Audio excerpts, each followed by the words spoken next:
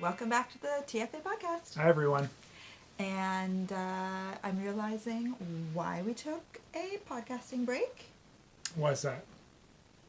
Like why we had like a 2-year dry spell, 3-year dry spell. Oh, yeah. Guys, with kids home, it's impossible to find time to podcast because we need It really is. daytime. Yeah, you need decent Silence. light and quiet, which is not easy in Montreal early spring with kids home. Yeah. So, but anyways, we're doing it. And thankfully the weather has finally turned here. As of yesterday. Yesterday. Maybe. It's Today still cold. it's still cold. Today's not as awesome. Yesterday was sunny in the double digits, like 10, 11 Yeah, Celsius. So It what a was- world of difference. We had the kids outside in the backyard instead of on top of us in here. It was great. Beautiful. So things are looking up. I mean, Well, currently status quo. Willow's asleep in the bike wagon, and the boys are probably asking for snacks just behind the office door. and we've closed the door so we can't hear them. And here we are. So I'm looking forward to good weather. And we're going to talk a lot about scrappy knits today. Okay. I realized 2 things about myself recently, and I've told you them, but act surprised when I tell you them again. I can on do that. camera. Acting is my forte. So thing number 1, that I am a spectrum-based person. A what?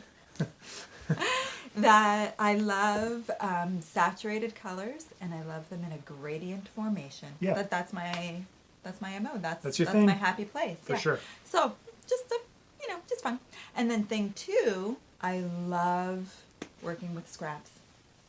Yeah. And by scraps, I guess I just mean little bits of lots of colors. I don't.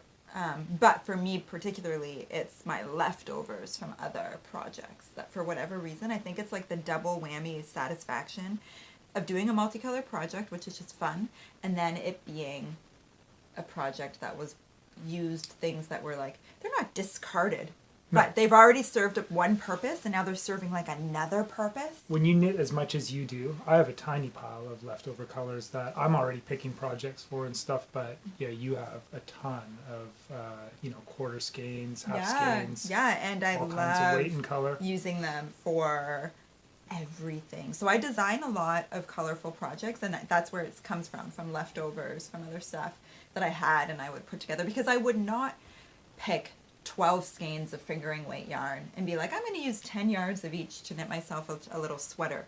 But if I've already knit a pair of socks and then I've got a little bit left over, and then I use the leftovers.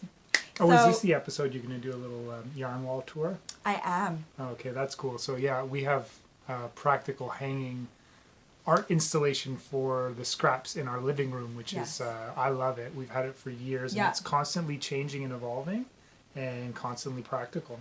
Yes, I used to store my And there's a yarns. 3-month window where each kid pulls stuff off of it, and other than that, we're gold. Yeah, So right now the kids they're are fine with yeah. it. They don't. It's like one of those things. They just learn what they're allowed to touch and what they're not allowed to touch, like but they get over it. one They and a lose half interest. Yeah. Around. But so I used to just store all of my leftovers in like bins. I had one for DK, one for worsted, but it just got jumbled and they would get tangled, and I couldn't really see what I have, so I That's wasn't. charitable to say they were in bins. They were kind of just everywhere. They were like in baskets. No, I Yeah. remember I used to have these I used to have a little system, but then as they grew, my biggest thing was that I'm a visual person. I need to be able to see it. So if they're in a bin, you have to I would have to dump it out and lay them all out to get an idea of what I had, whereas now I can just see everything. So let's cut to the tour. Welcome to my scrap yarn wall. This is where all of my DK and worsted leftover balls of yarn are stored on this peg wall.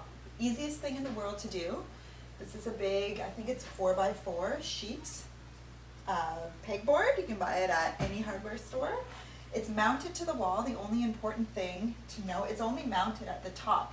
We've got 3 screws along the top that are mounted into the wall with drywall plugs, and there's a little rubber spacer about 1/2 inch that keeps the board out from the wall so that you have room to hook in your little hooks. And the hooks that I have are, see, because it has to sort of come away from the wall to get the hook out.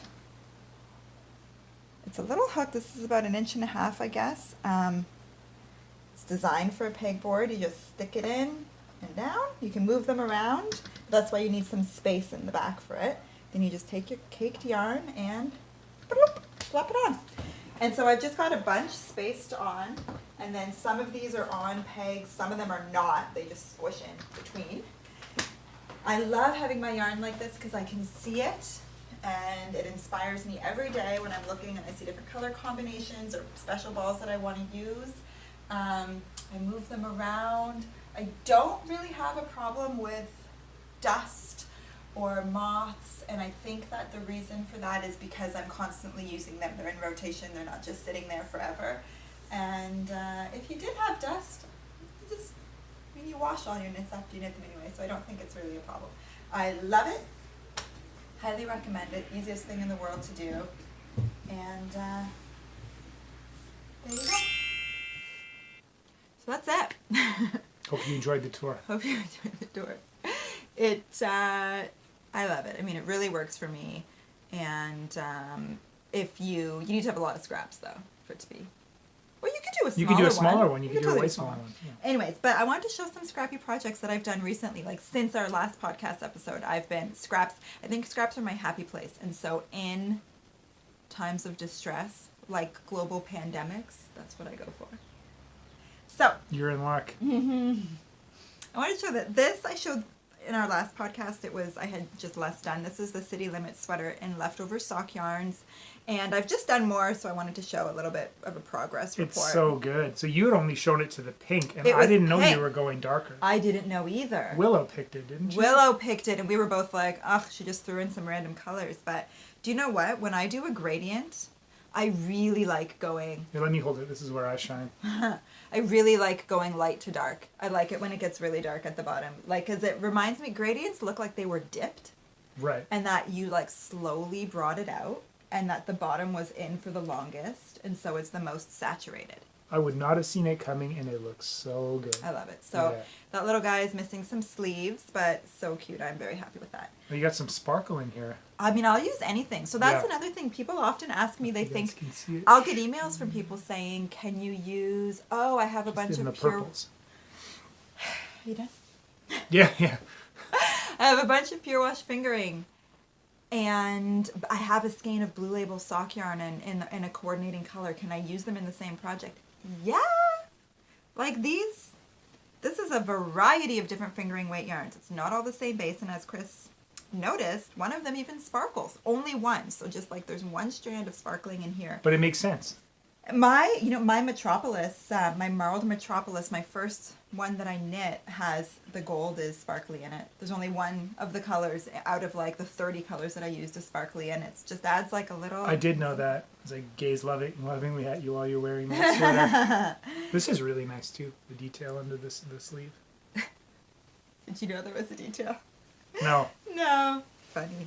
It's better when it's the stock. Oh yeah, of course I did. Yeah. When it's pearl side out and you can see, well, it's not better when you've got That's kind of really ends, good. but- It's like slightly muted on the inside. Yeah, that's really the whole good. thing, Chris. Listen to Chris just It's discovering so nice to learn. my new pattern a month late. Yeah, when the pearl side blends more than the stockinette side, which is why whenever I do gradient projects, I'm always loving the pearl, like the wrong side. So this one I designed to purposefully sort of feature the pearl side, yet be reversible, so that you could use both. Super good. Yeah, so that's that progress. Oh, pause 2 seconds. I'm wearing my Tensile by Emily Green. It's knit in pure wash fingering. Love it. The colorway was called Harmony. It was a one-of-a-kind colorway that we don't do regularly because it was a real shade shifter. It always, It was every hard. time It was we one of dyed the it. ones that kind of we ended up with like patches of darker color on it. And well, some batches would just come out dark, some would come out more purpley, and then some would come out perfect. Every it was just base hard would to, be different? Yeah, so it was a hard to regulate one. Yeah. So it's a one of a kind. Yeah. But it's but I do really like this color, and it's also very similar to our Dove colorway, believe it or not. Dove has more variegation, but overall, it's has this kind of. I can see that. It's You like know? a blended dove. You know. Yeah. So the next thing. Don't. I would not call a colorway blended dove. That sounds horrible. And don't blend it. Do you want to see my next scrappy project? Go for it, man. You got a big pile there. Of scrappy projects. Yeah. So I just finished this little number. You've seen this, Chris, and I've got some funny things to say about this. I posted about it. I want to wear it. Well, pretty soon you may be able to wear your Nice. own. Nice. So this is a little sweater that I'm just madly in love with, and I'll tell you why. It uses all scraps, all teeny tiny scraps. It's a teeny tiny sweater. This is like a size 6 months. And, well, there's one funny thing about it. You'll notice I only put 2 buttons at the top, and that's because I designed this, did all my math, did all my measuring, did all my stitch counts, and it's absolutely perfect. Like, I don't know, it's really hard to show. The fronts meet up perfectly, but it's a cardigan. The fronts should overlap so you could close the buttons. Yeah. So I did a miscalculation somewhere along the line. I think I know. Well, anyways, for anybody who wants to know any insider info on designing, you know what I did? When I figured out all my numbers, and then some numbers need to be kind of tweaked to make sure that the ribbing flows nicely, that you start and end with knit stitches. Like, I don't like picking up stitches along a purl, so then I tweak the numbers to make sure that your ribbing is going to start and end with your knit stitches. And I think on the back I tweaked them like 2 stitches wider, and then on the fronts I tweaked them the wrong way, the other direction, smaller. And then when I knit it, the fronts, and then I did the button bands, and I was like, I do know you kept doing it and redoing it, just shooting for the right numbers, and it was a battle. Well, I also You wouldn't have been able to do that if it wasn't such a tiny sweater. Well, yeah. I was just kind of excited about this pattern, and sometimes I just jump in, and I'm like, oh, I'll figure it out as I'm going. I take notes and stuff, but as a really little tiny one, I just kind of wanted to get the sweater knit, and I made it, and I kept just being like, oh, no, whoops, and then undoing it, starting again. The 2 buttons at the top I've seen before. So my Grammy is the 2 button at the top, kind of a gal. Yeah. She was. So we had a lot of our sweaters, and I still to this day I have a lot of cardigans that I'll just do up the top buttons. Right. Grammy would wear her cardigans just the top button done up, and then like a locket or something showing underneath. Nice flare. So that's why I only did 2 buttons at the top, because I thought it would be easy to fudge it, that the bottom is more open, and whatever. It's a baby, it's a teeny tiny thing. They're not going to be judgy about it, and you don't have to do up your buttons, whatever. But it's knit in pieces. Your little baby gut can hang out. It's fine. Yeah, your belly. It's knit in pieces.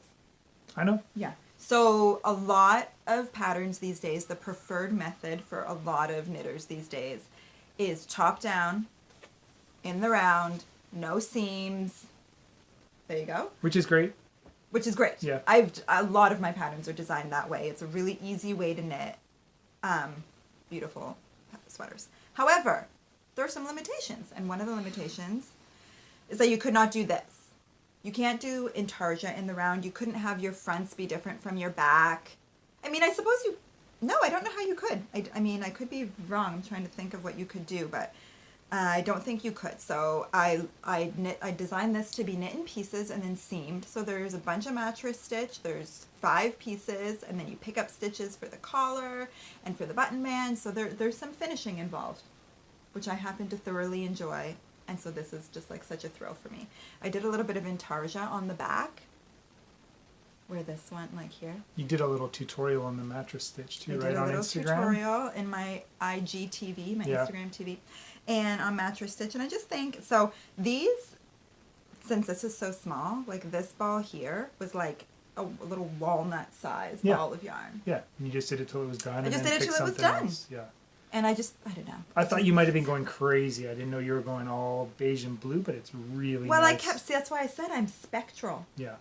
Spectral. I really like a spectrum. So I just chose grays and blues, and then went nuts, knit what I had, and then stopped. And then anyhow, I'm just, I'm into it. But I wanted to show another similar. Just because this is what we're doing, is showing little bits. So this one I knit a while ago, and this is kind of, it's same different as that one. This is a tiny little flax by Tin Can Knits, knit in worsted weight, and this is knit in the round from the top down. Yeah. So that's why the yoke is like this, front and back sleeves are all the same. Very sporty. It's sporty, it's cute, eh? You know what it looks like? It looks like my Atari. It kind of does. Yeah. Yeah. So it's, also, I just wanted to show another little example of a scrappy sweater project that's fun, and that you can do scrappy sweaters knit in the round as well, just differently. So that's, and tiny sweaters, because you can knit. I mean, I used to do, my grandmother only knit hats and mitts with scrappy yarn, And so I used to knit a lot of hats and mitts with scrap yarn, and now I'm knitting more sweaters and all kinds of stuff with scrap yarn too. But okay, so the thing about with baby stuff, you can get a lot out of scrap yarn. For an adult, like if I was using the leftovers that I had for that to knit for you a sweater in the round, each stripe would be like teeny, one round, because I take so much yardage to go all the way around. But if I was knitting it in pieces, then you can get more like chunky, because I think that if you're going to be like color blocking, they need to be a bit chunky.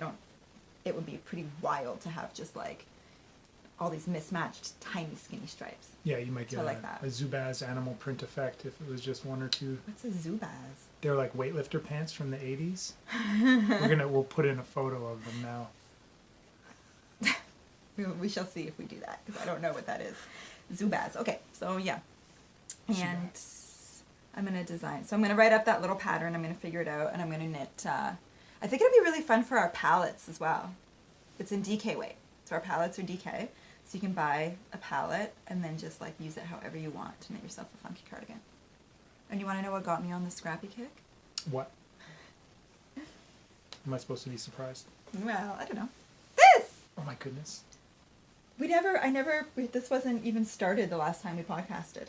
You're fast. So this is a crazy crocheted Afghan. And the only reason I say crazy is because, and Afghan, as soon as something's crocheted, I call it Afghan. I don't think it is. An Afghan?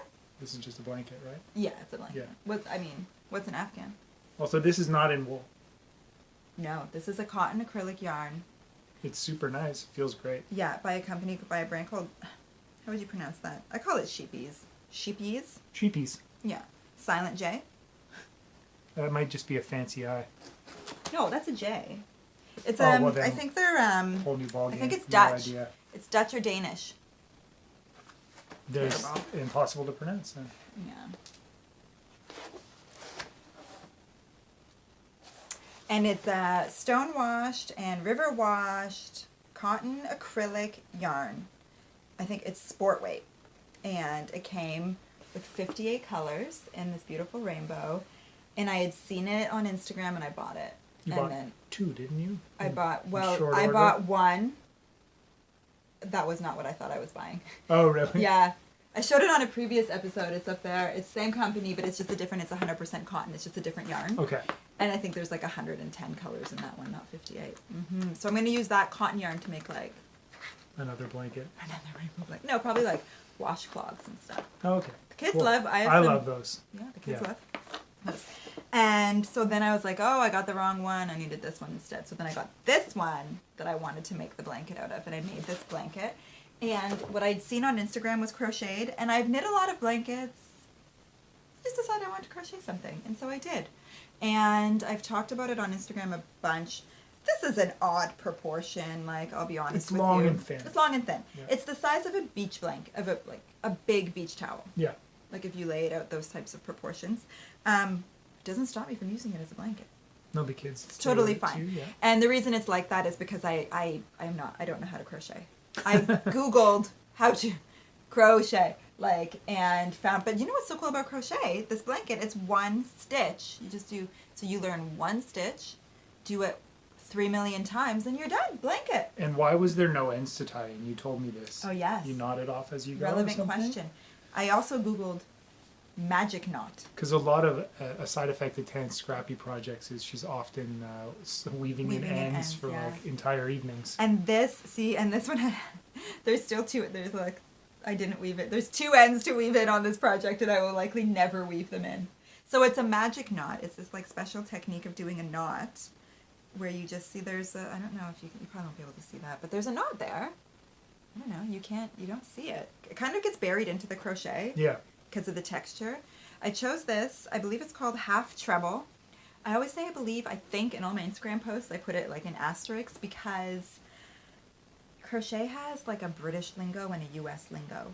So I think it's called half treble crochet in UK and that it's called half double crochet maybe in US. So it was, it's a very... I like the density of it. A lot of the other things, I have crocheted other things before and they have big holes, right? Yeah. Like they're very lacy. Yeah.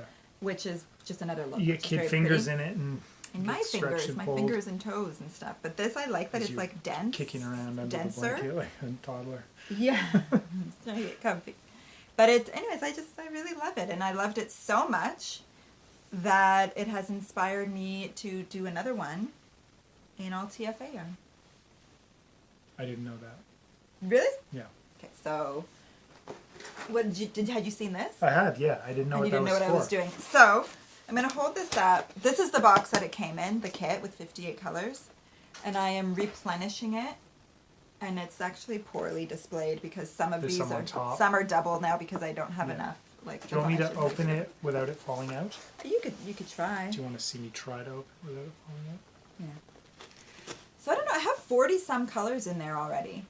And what I did, this is how like the whole scrappy train got going, and why I wanted to talk about scraps, and why I know that I'm so scrap driven, is because I was so excited about this, and it really got my creative juices flowing, because as I was doing this blanket, I was thinking, this is great. Wouldn't it be great if I had one in our spectrum, all of our colors? Right. And then, since we have so many colors, do you know how many colors we dye in our core collection? 52, is it? 58. 58. Which wow. is funny because that's exactly the amount in this kit. Which Yeah. I just thought that was funny. What are the chances? And I would not grab 58 full skeins of yarn off of the shelves. I would hope not. And then take 26. I've decided 26 yards. I'm using 26 yards of each color. And Do you feel like that was about the length of these? well, okay, I'll tell you what.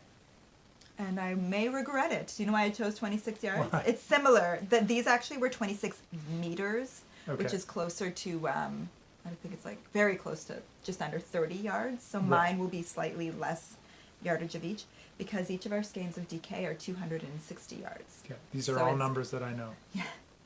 So it's exactly 1/10. So it's, Yeah, 10 a skein. theoretically like kittable. No, no, not without more employees. After COVID. Yeah, when we Right. have somebody who can help us kit. Uh-oh. Oh, no. False alarm. Yeah. Thought Micah We was heard a coming in little for a pitter visit. patter. Oh no. He's got me, little mouse. I want cut up apples. I'll come cut you an apple in 5 minutes, love, okay? We're doing a podcast. But first, Be careful not to Thank knock you. the camera on the way out, okay? Love you, Micah.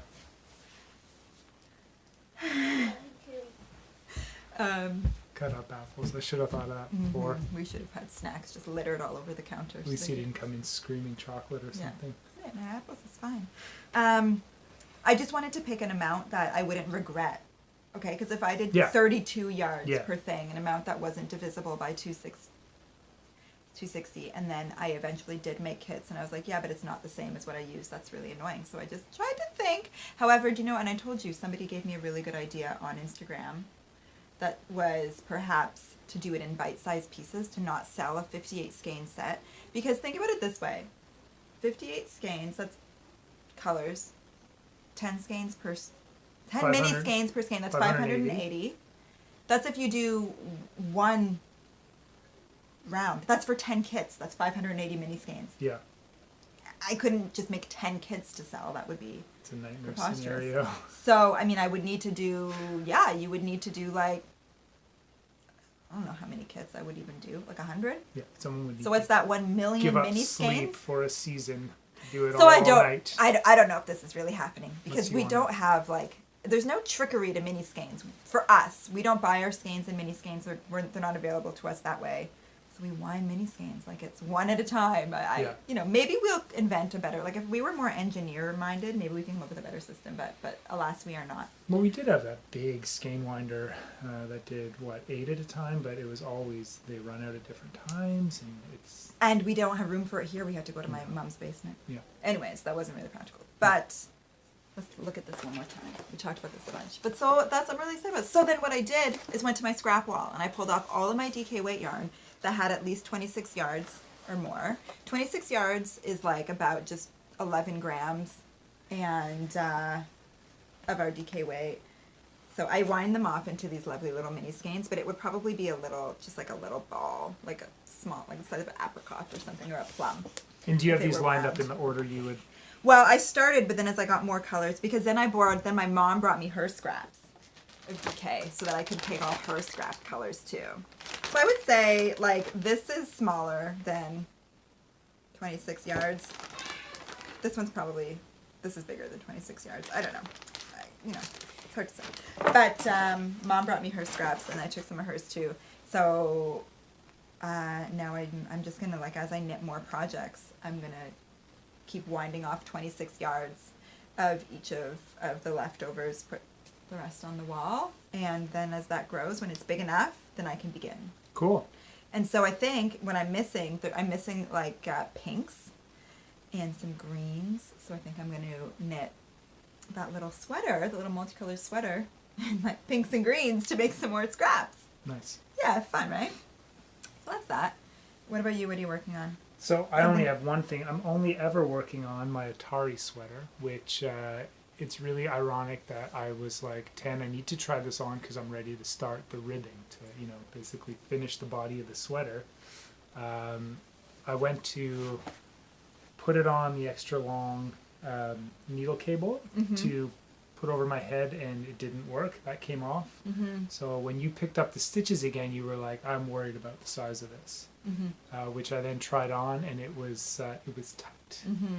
We had made a miscalculation where we counted a comparable sweater, my Crazy Heart, and counted from the ribbing because that's the easiest place to count from, but there was increases for the body, so it was 20 stitches short. Anyways, long story short, yoke size is fine. It needed more stitches in the underarm, which will be a better fit in the long run, but the entire body's got to be reknit. So, but you know what? It happens, and it's not the end of the world. You have a really good attitude about it, and Chris is super happy to just be sitting there knitting.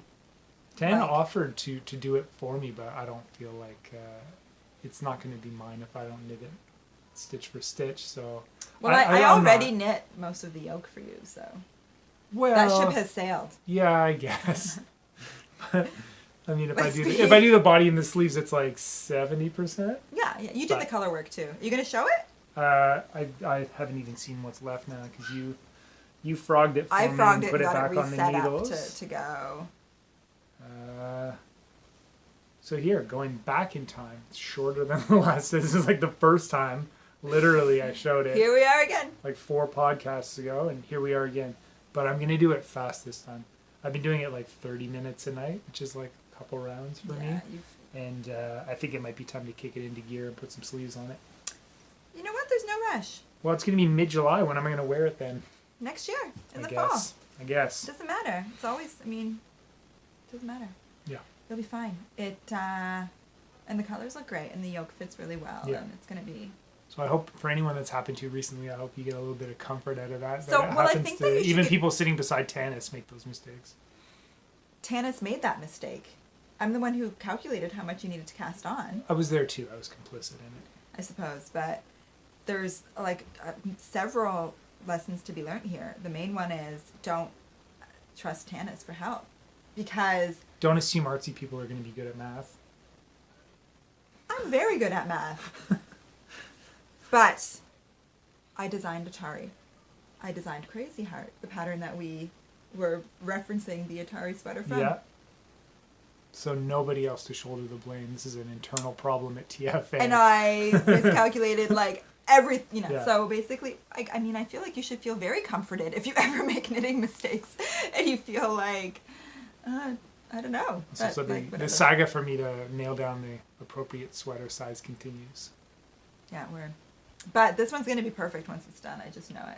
Do you know what else you should be comforted by? I just designed that new little multicolored sweater and the button bands don't. You should either be comforted or very concerned if you've bought any of my patterns. Yeah. That's why I have these, I don't know, I have a tech editor, I have test editors. They go through the proper channels. Yes, they do. They do. At any rate, everybody makes mistakes. Yeah. We had a bit of it's been a couple weeks since we were able to record an episode. We had a bit of a lull. I feel like this whole staying at home thing is really, it's stretching out to a Yeah. very, I sort of hit a wall. I was just feeling a little bit down, and then now I feel like I'm. because we're trying The to weather we're trying to do changes the it. same, if not a little bit more work, because people are, it's a yarn buyer's market. Like, people are looking for busy, yarn, yeah. and we want to be able to, fulfill that need. And there's just none of the gaps, like play dates, visits with grandparents, daycare. Do you know what I've noticed none a of lot? that. Chris does the groceries in our house, and he always brings at At least one kid, one sometimes kid. all three. Yeah, It's They an love it. outing. It's an activity that they do. Like Micah loves going grocery shopping with Chris and like picking out stuff Yeah. for supper and stuff. And now Chris is like, going to the grocery store. It's not fun for anyone anymore. Yeah. Yeah, the kids are like, "Why can't I go?" And then I'm in there with. Well, no, it's just not trying fun to for get it you. done I safely. know because there's a lot. Grocery shopping is not really a leisurely fun activity No. anymore. But A lot more lineups and checkpoints and hand wash but our groceries stations. are very efficient now. You're very good at doing the Oh groceries. yeah, Like, yeah. We don't go out much. no, Chris goes once a week, and we meal plan and get that done. I hope we carry that over. I think it's more than once, or like the Le- gap is longer. Yes. It's closer to 9 or 10 days. Yeah, no, you're doing really Yeah. well at that. Get some mail order seeds. We can plant some vegetables in the backyard soon. Who's in charge of that?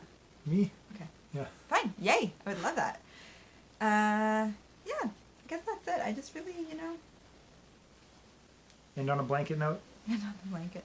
Oh no, we missed one whole thing that we wanted to talk about was that we have another city limits update this week. oh yeah, good thing to On end on. Wednesday, yeah. Right. So the difference about this one, we've mentioned it before in past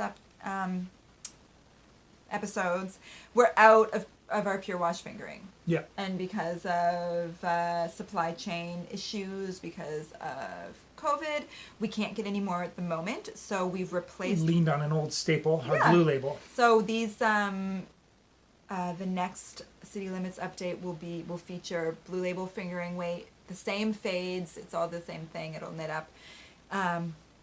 Very comparably beautifully. It's a different fiber, and so if we're holding out for pure wash fingering, hold out. It'll be back. Yep. But this one, in order to just like be able to continue to make things, we've made them in blue label, and they turned out really nice. And you know what? We've always found this. The blue label is super wash, and it takes the dye very well, and it's Yes. a really good showcase for speckles and They variation. are. It's Like, really pretty. Yeah. So it took us. We've stretched out the time between updates a little bit longer this time because we had to try to make this. There was a little bit of adjustments to be made to make all the palettes look the same as they did on Yeah. Pure Wash. Yeah. So we took a little bit of time to make sure we got that right, and then also we took a bit of extra time to make sure that we had more. Yes. So we have a lot, and for anybody who doesn't end up getting one this week, assuming, if they all sell out, we're gonna do it again. Yeah. So we're like, as I've said before, we've done fades for years. We will continue to do fades for years to come, I hope. So there'll be lots of chances, and don't get upset if you don't get one. Yeah. Well, You can't, yeah. do your best. We're doing our best, I guess is my point. Yeah. Right? Yeah, and I think we did pretty good. We have a good amount of all of the fades, and we'll see what happens. Yeah, and then when they go, we're gonna make more. Yeah. So I love them. We want to keep doing them, and so I'm glad that everybody loves them as well. But it's hard to get mean emails. So don't send me a mean email if you don't get one. Even if it makes you feel better in the short term, in the long term, it's a net negative to be sending mean emails about missing out. So look at how cozy this is. I mean, just look at us here. So everybody knit yourself a scrappy blanket. If you don't have 58 scraps, I don't have 58 scraps, I'm short. So it's a long-term project, but I think it's a fun thing to look forward to for the rest of your life, keeping your scraps that you can crochet yourself an Afghan. So I recommend it.